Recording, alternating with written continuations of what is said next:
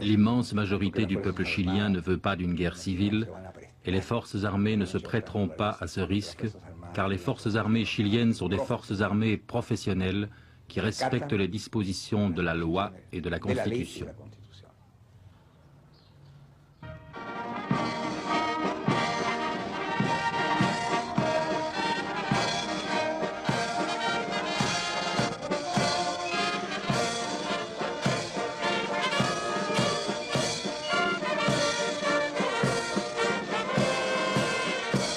Ainsi donc, une certaine logique est sauve. Comme en Espagne en 1936, comme en Argentine en 1955, comme au Brésil en 1964, comme en Grèce en 1967, au Chili en ce mois de septembre 1973, l'armée, chargée en principe de défendre le pays contre les dangers extérieurs, l'armée a défendu, une fois de plus, l'ordre des possédants contre l'ordre de ceux qui réclament plus de justice économique et sociale.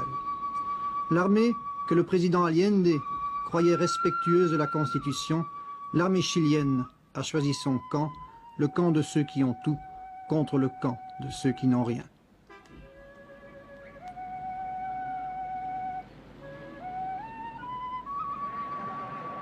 Le suicide ou l'assassinat de Salvador Allende, premier chef d'État se proclamant ouvertement marxiste et révolutionnaire, a accédé au pouvoir dans une démocratie bourgeoise par la voie des urnes, la mort tragique de Salvador Allende marque la fin d'un espoir. L'espoir de millions de travailleurs, paysans, ouvriers, étudiants, intellectuels, au Chili mais aussi ailleurs dans le monde, l'espoir de réaliser un jour pacifiquement, dans l'ordre et la légalité, le socialisme auquel ils aspirent.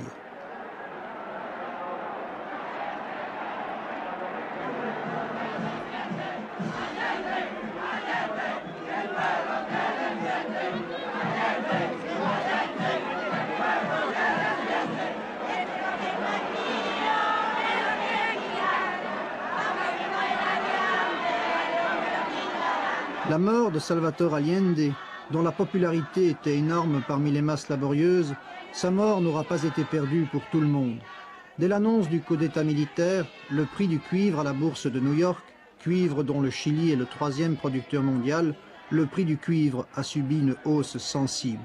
Ce n'est pas un hasard. Dès après le succès électoral d'Allende aux élections présidentielles de septembre 1970, et avant même qu'il accède au pouvoir, le capital national et international, et surtout les grandes compagnies multinationales américaines, particulièrement l'ITT, intriguaient dans l'ombre pour empêcher de réaliser le programme devant mettre fin à la tutelle économique des États-Unis, programme de l'unité populaire dont le président Allende nous expliquait il y a peu les grandes lignes.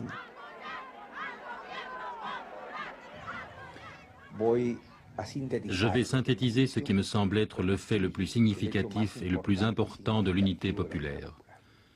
En premier lieu, au point de vue politique, pour la première fois dans notre pays, et peut-être pour la première fois, je le dis sans exagérer, sur notre continent, on a réussi à grouper sur la base d'un programme commun les marxistes et les chrétiens.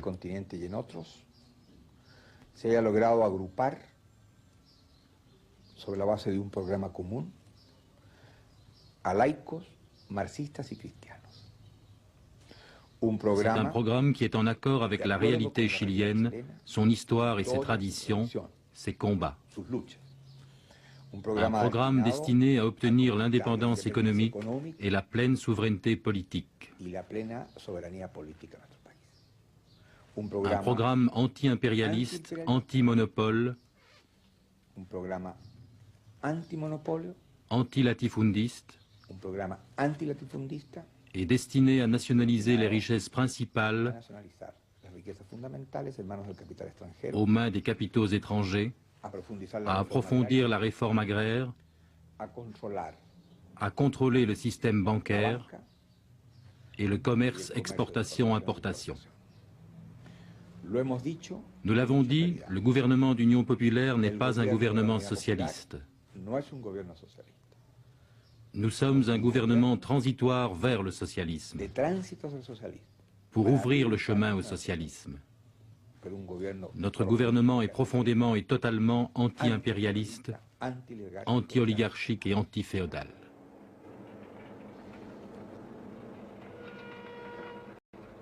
Chuquicamata, la plus grande mine de cuivre à ciel ouvert du monde. Le cuivre, c'est le salaire du Chili, proclament des panneaux un peu partout dans le pays.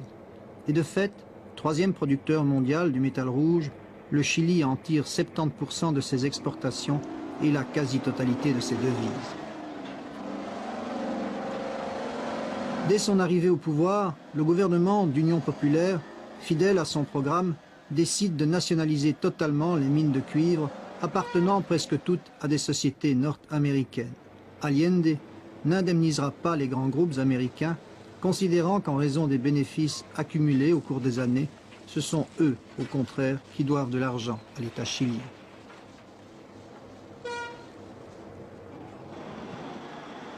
Le cuivre ne sera pas le seul secteur nationalisé. Une grande partie du textile, des banques, de la métallurgie passe sous le contrôle de l'État. Le secteur nationalisé représente actuellement au Chili 90% de la capacité industrielle et dans beaucoup de cas, ce sont les ouvriers eux-mêmes qui ont imposé les nationalisations contre l'avis des autorités.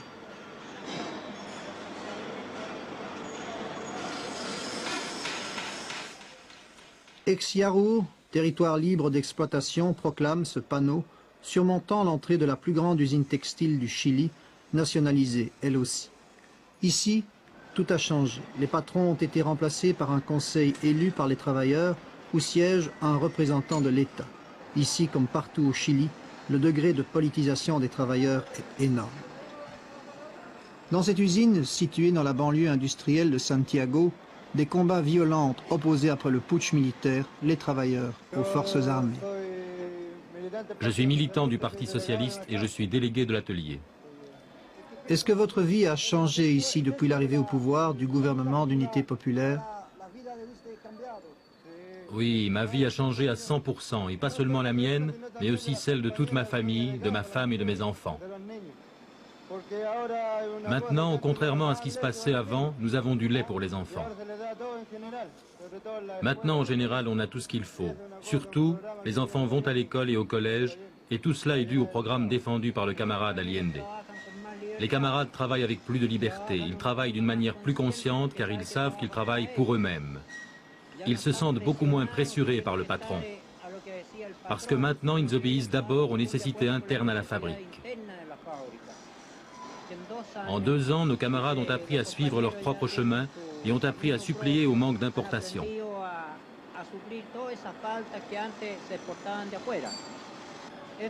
Cette pièce de rechange, par exemple, est nord-américaine. Elle se paie en dollars. Et la même pièce que voici, que nous fabriquons nous-mêmes ici au Chili, à Exjarur, se paie en escudos. C'est ainsi que nous économisons des devises pour le pays correspondant à 4 à 5 millions de dollars par an.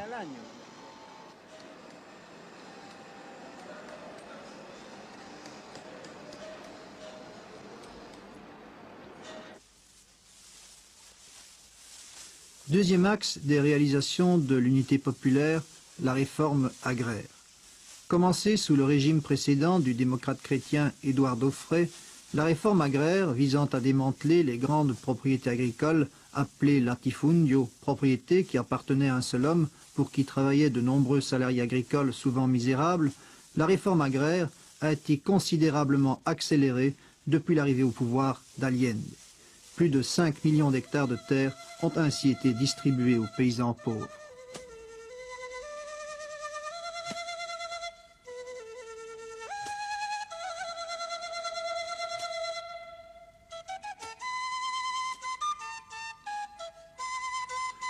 Souvent, ces occupations se sont faites par la force, créant un climat d'insécurité dans les campagnes, ce dont la production se ressentira. Beaucoup de paysans pauvres passant plus de temps à protéger leurs terres contre les bandes armées de leur ancien patron que pour les cultiver.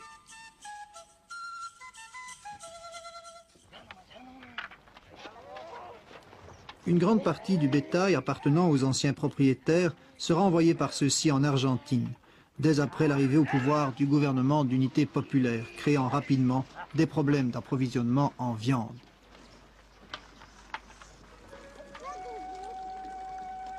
L'augmentation du pouvoir d'achat des masses populaires fut d'emblée l'un des soucis du gouvernement Allende.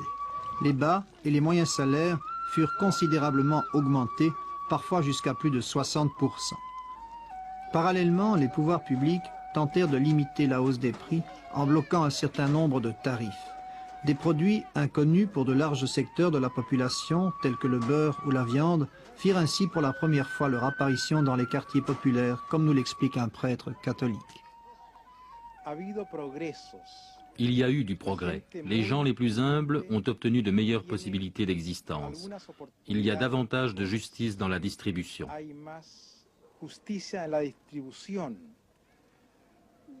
Par exemple, dans des quartiers très modestes, j'ai vu qu'on réservait une quote-part d'aliments pour des gens auxquels, auparavant, on ne donnait rien.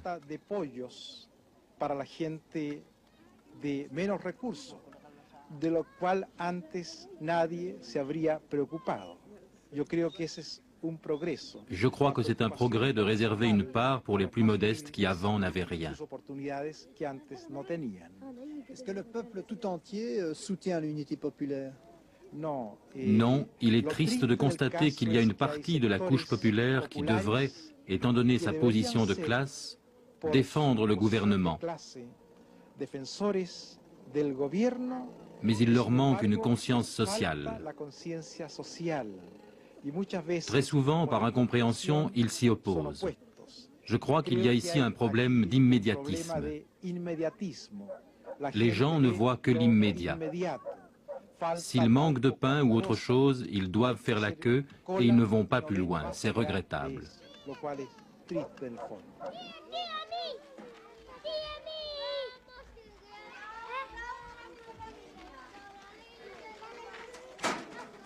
Cette école de fortune, où des classes ont été aménagées dans des autobus désaffectés, témoigne de l'effort de scolarisation considérable entrepris par le gouvernement d'unité populaire.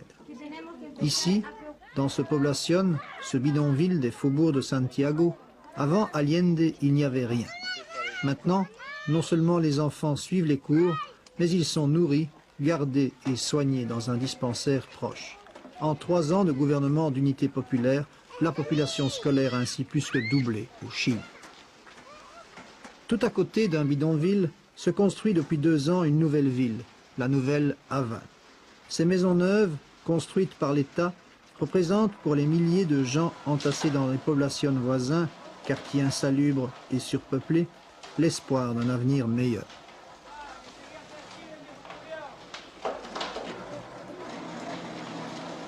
Beaucoup, cependant, quand nous les avons rencontrés, étaient sans illusion quant à la possibilité de jouir en paix des maisons qu'ils construisaient de leurs propres mains.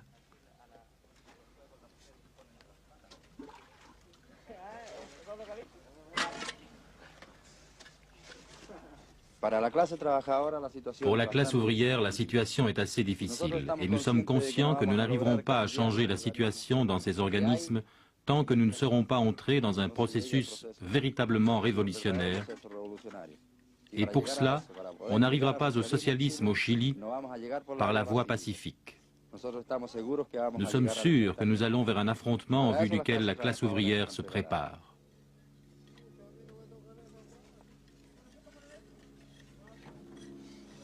Nous pensons qu'en ce moment, nous sommes dans une trêve, que le régime du camarade Allende est une trêve, mais qu'après cela, nous devrons lutter pour conserver ce que nous avons conquis.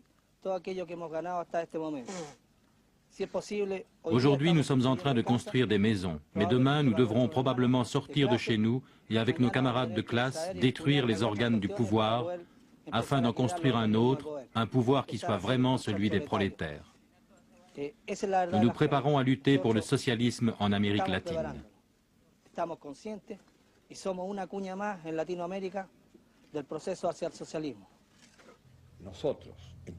Nous autres, au Chili, nous connaissons de grands problèmes.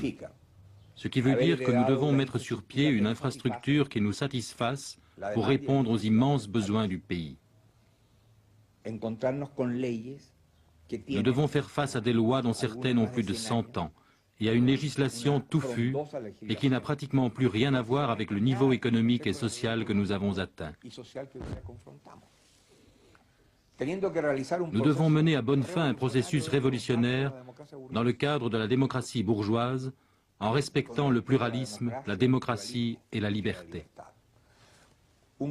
Et cela avec un gouvernement qui a une opposition majoritaire et implacable au sein du Congrès,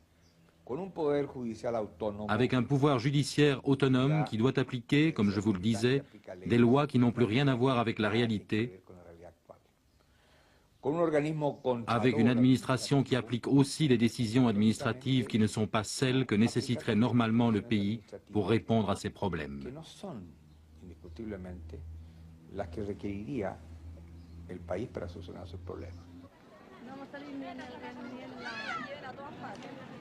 À côté de ces réalisations importantes, l'unité populaire a aussi connu des échecs. Le plus grave étant incontestablement le chaos économique régnant actuellement au Chili. La pénurie de certaines denrées alimentaires de base consécutive à ce chaos a beaucoup nui à Allende, la droite en rejetant la responsabilité sur l'incapacité de gouverner de l'unité populaire. Ici, à Santiago, dans un quartier de classe moyenne, des gens font la queue pour obtenir du pain.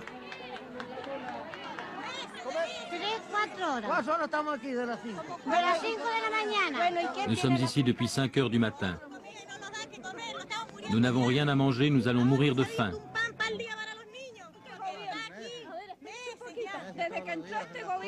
C'est la faute à ce gouvernement. Ce gouvernement ne devrait plus être en place, il est impuissant.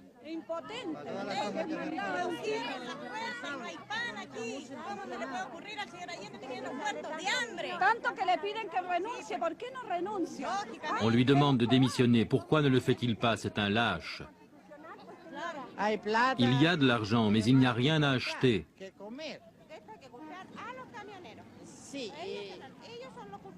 La faute est aux transporteurs. C'est eux qui sont les vrais coupables de la situation. S'ils se mettaient à travailler, nous aurions de la farine, du blé, tout ce qu'il faut. C'est comme les médecins qui eux aussi font une grève illégale. Il n'y a de médecins que pour les cas d'urgence et il n'y a plus de médicaments.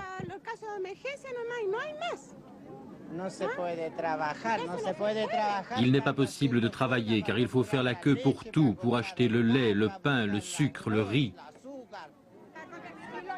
Ces interviews prises dans la rue montrent combien le secteur des classes moyennes était divisé au Chili. La classe moyenne des petits commerçants, des petits industriels, des ingénieurs, des entrepreneurs est, caractéristique importante du Chili, la plus importante de toute l'Amérique latine. Tout d'abord, favorable en partie à l'expérience Allende, les classes moyennes effrayées par l'accélération des mesures d'étatisation décidées par le gouvernement et plus encore par les occupations illégales des petites usines et des entreprises agricoles, les classes moyennes ont en grande partie rejoint l'opposition. Les plus décidés d'entre eux, les camionneurs privés chiliens, dont dépendent 80% des transports du pays, ont commencé en juillet dernier leur deuxième grève qui paralysait toute l'économie du pays. Grève patronale soutenue par les partis de droite et financée, dit-on à gauche, par la CIA américaine, la grève des camionneurs avait des motivations politiques évidentes, comme nous l'expliquait un de leurs dirigeants à Valparaiso, où sont rassemblés 5600 camions sabotés par leurs propriétaires pour éviter toute réquisition. Nous préférons poursuivre notre action jusqu'aux dernières conséquences. Nous préférons mourir plutôt que de nous rendre. Nous ne voulons pas de gouvernement marxiste, nous sommes des indépendants, nous voulons le rester. La fuite des capitaux et des devises, l'interruption suite aux pressions des États-Unis des crédits internationaux accordés au Chili, l'explosion de la demande de produits consécutive à l'augmentation rapide des salaires parallèle à une certaine baisse de la production due aux soubresauts nés des nationalisations et des réformes agraires et toutes les pressions directes ou indirectes exercées de l'étranger sur une économie vacillante ont déséquilibré l'année dernière la machine économique chilienne, entraînant une inflation galopante et un marché noir démesuré. S'abattant sur un pays qui, au moment de l'arrivée au pouvoir d'Allende, était, après Israël, le pays le plus endetté du monde, la conjugaison de tous ces facteurs devait immanquablement entraîner la crise économique en l'absence d'une réforme fondamentale de tout le système économique chilien.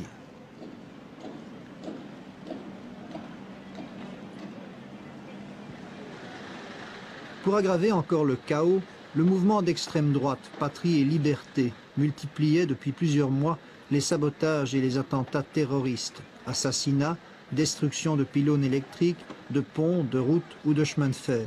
Ainsi, pendant notre séjour à Santiago, un incendie criminel attribué à l'extrême droite a détruit une partie de l'immeuble du Parti radical, un des 6 partis de la coalition de l'unité populaire.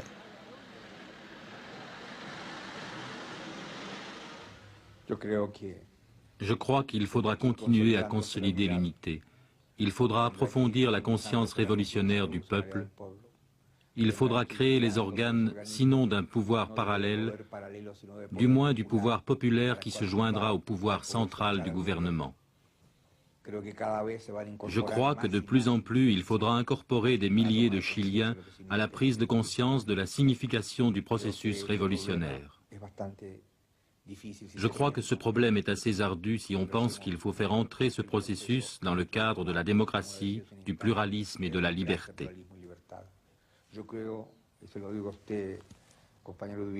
Je crois, et je vous le dis, camarade Dubié, il n'y a pas de pays où il y ait plus de liberté d'information et de presse qu'au Chili. Je ne pense pas qu'il y ait au monde un pays comme le nôtre. Je doute qu'il y ait un pays où la démocratie bourgeoise agisse plus librement. Nous avons voulu et nous l'avons obtenu, élargir cette démocratie et la transformer en démocratie sociale et économique. Élu constitutionnellement président de la République en septembre 1970, après sa victoire électorale aux élections présidentielles par 36% des suffrages, Salvador Allende s'était donné comme ligne de conduite le respect scrupuleux des lois et de la constitution de son pays. Cette liberté de la presse à laquelle Allende était attaché, la droite s'en est servie pour attaquer sans relâche et implacablement le gouvernement de l'unité populaire. Cependant, contre toute attente, aux élections législatives de mars dernier, la gauche renforçait considérablement ses positions. Dès lors, l'opposition de droite, majoritaire dans les chambres, jetait toutes ses forces dans la bataille. Pratiquant l'obstruction systématique, bloquant toutes les initiatives du gouvernement, destituant à tour de rôle les ministres d'Allende, elle tentait d'acculer le président de l'unité populaire à l'impuissance et à la démission.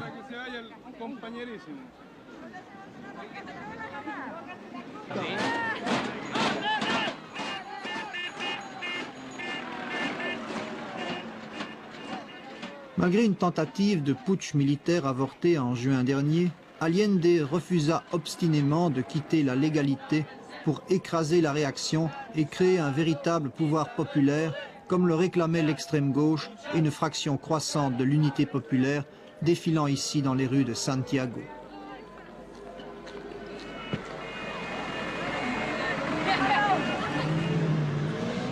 À la fin du mois dernier, l'opposition de droite votait à la Chambre une motion sans portée constitutionnelle qualifiant d'illégale la coalition de gauche. C'était un appel du pied aux militaires chiliens. L'opposition parlementaire, incapable de renverser légalement le gouvernement, cautionnait à l'avance le coup de force. L'appel, vous le savez, a été entendu et l'armée a écrasé dans le sang la démocratie chilienne. L'affrontement des classes est chaque jour plus important. Une minorité a tenu le pouvoir pendant plus de 150 ans. L'impérialisme qui contrôlait l'économie du pays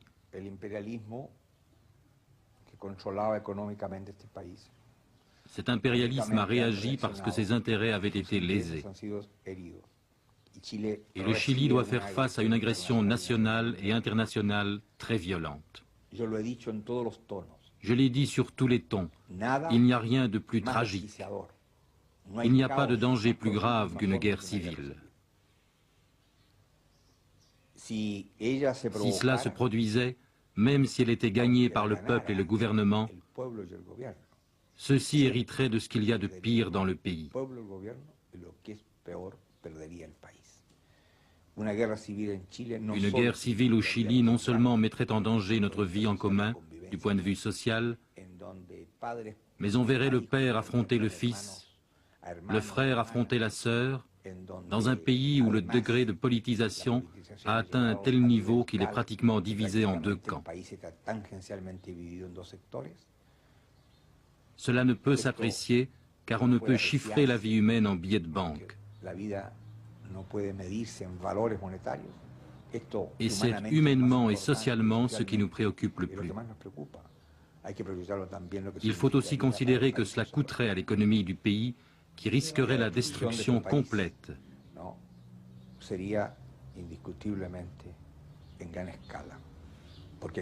Parce que les travailleurs ont une grande conscience et défendraient ce qu'ils ont obtenu, leurs droits, parce que la victoire de septembre 1970 est une victoire qui se prépare depuis de nombreuses années. Beaucoup d'ouvriers sont morts, beaucoup de sang a été versé, il y a eu beaucoup de répression pour que les travailleurs obtiennent cette victoire. C'est pourquoi ils ne baisseront pas les bras.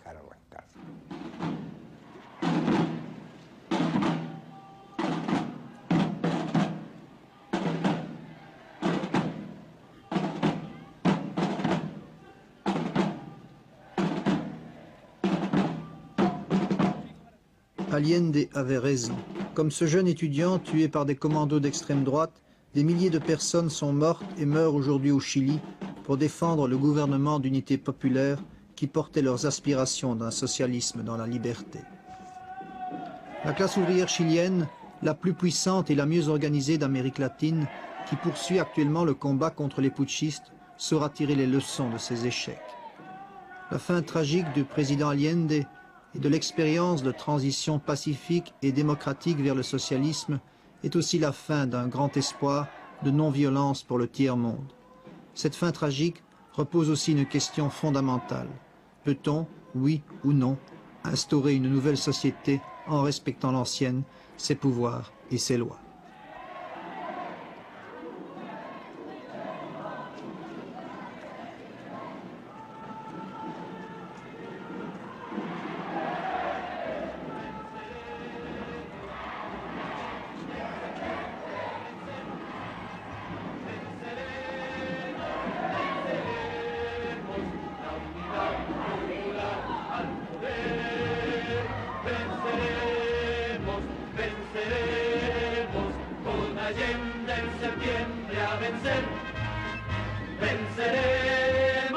Venceremos, la unidad popular al poder.